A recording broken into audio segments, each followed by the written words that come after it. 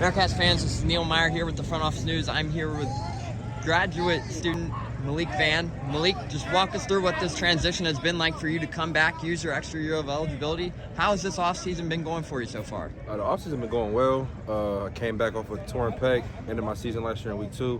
I feel good now. I'm back 100% healthy, no restrictions, no limitations, and the transition with the new staff has been good so far. Sat's more laid back, but he does get after us when it comes to certain things, technique-wise, or not knowing what you're supposed to be doing, not knowing where you're lined up.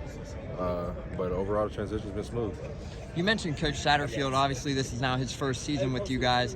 How has that been going for you guys as a team? Obviously, you're taking that new leadership role, which is a role you've had over the last few seasons. How is he depending and leaning on you guys more in this situation as he heads into his first season? Being an older guy and then having probably the oldest position group on the team in the D-line, he's sort of leans on us when it comes to just talking and just hearing ideas and hearing what certain guys think in the locker room. And he's open to it. He loves to hear what we have to say, and he actually responds to it. So as far as Sat goes, I like him right now for sure. He's a good dude. This is a defensive line that returns a lot of returning guys, yourself included. Dante Corleone, Jawan Briggs, Eric Phillips in that mix as well. Talk about how great it is to have such a strong defensive line returning as you guys make that transition here to the Big 12 in this upcoming season. It feels good. We have so many older guys that have played a lot of snaps, and me losing the year last year gave Eric all the snaps in the world, and he's an experienced guy now. He's older now, his 5th year, and expecting a lot of big things from him. And then Dante and Briggs' rotation still going strong, and we just have a lot of pieces that can go and play different positions when we need it. So having depth in our D-line still is a great thing to have moving forward into our next conference. Now, this is a little bit different defense schematically under Coach Brian Brown. Brian Brown likes to get after the quarterback. How excited are you guys as a defensive line to be able to utilize in that situation there? It's good to sit there and move around and get vertical, not sit in one gap and just playing either one gap or two gap. We all get to move around, we all get to make plays, and somebody's going to be coming every play no matter where you're at on the field. So most teams last year weren't ready for it, and they had 50 last year, and hopefully we get more this year.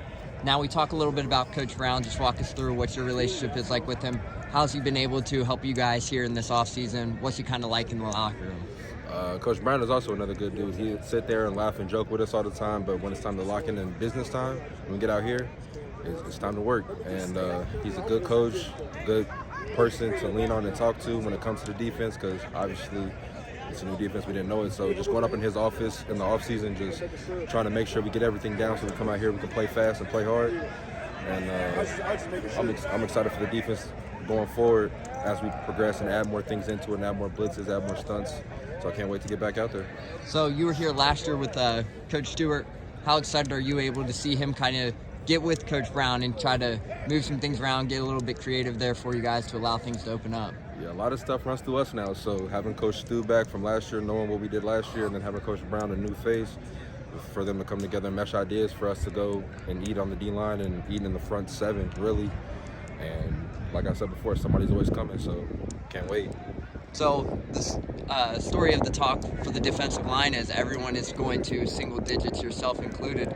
Walk us through what that idea was like there. Was it something you guys all communicated, or was it just something that everyone just wanted to change the numbers? Or walk us through what that was like. Everybody just really wanted to change the numbers. I wanted to change the 4 last year, but Ethan Wright ended up playing safety.